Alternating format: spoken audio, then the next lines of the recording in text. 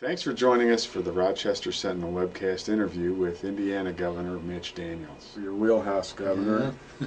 You've proposed radical reform in the areas of township government, county commissioner structure, nepotism rules, and allowing local government employees to serve as elected officials.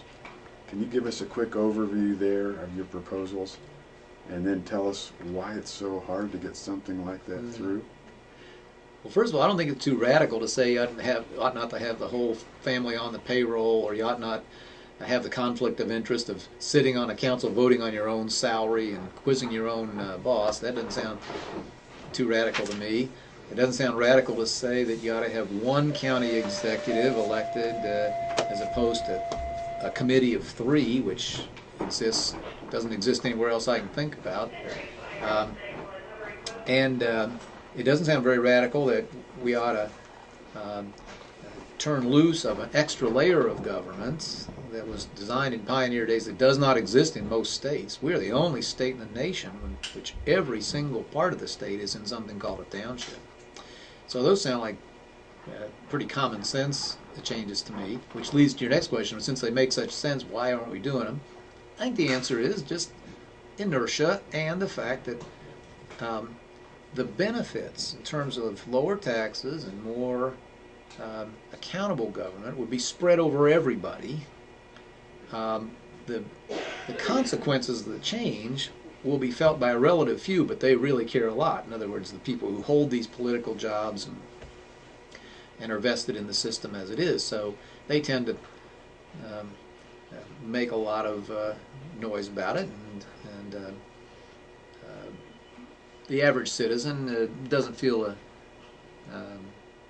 much incentive to be heard from. But I'm very hopeful. Newspapers of the state are playing a great role right now by bringing some of this to the attention of citizens who otherwise don't see it, and maybe we'll get something done. In 2009, Fulton County's 8 townships ended the year sitting on more than $1.5 million. That same year they paid out just a little over $45,000 in poor relief. What does that tell you? I'm sorry, and also, is that typical across the state? It is very typical.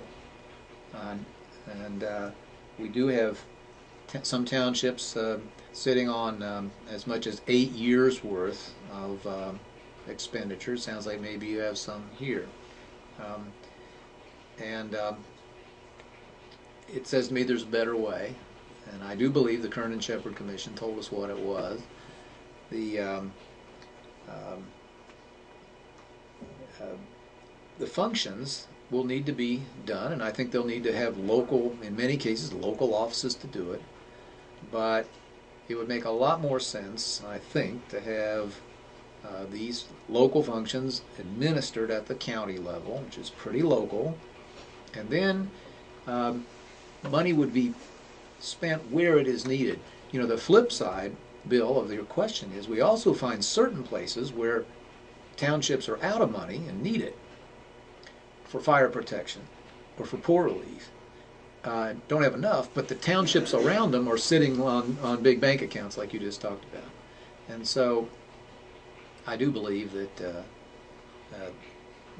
your example, like so many others I could cite, tells us it's time for change.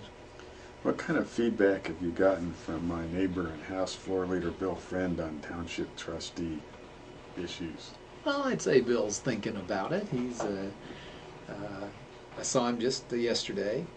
He's a good man and a very good representative, and we agree about most things. He's still, I think, coming around on this one a little bit. How about Senator Randy Head?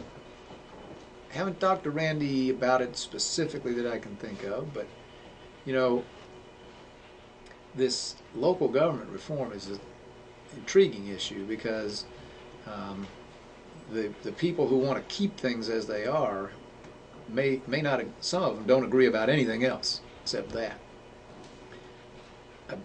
There are some folks, and you may have just mentioned too, who have an attachment to the system as it exists and are prepared to accept the perversities of it and the obvious problems with it.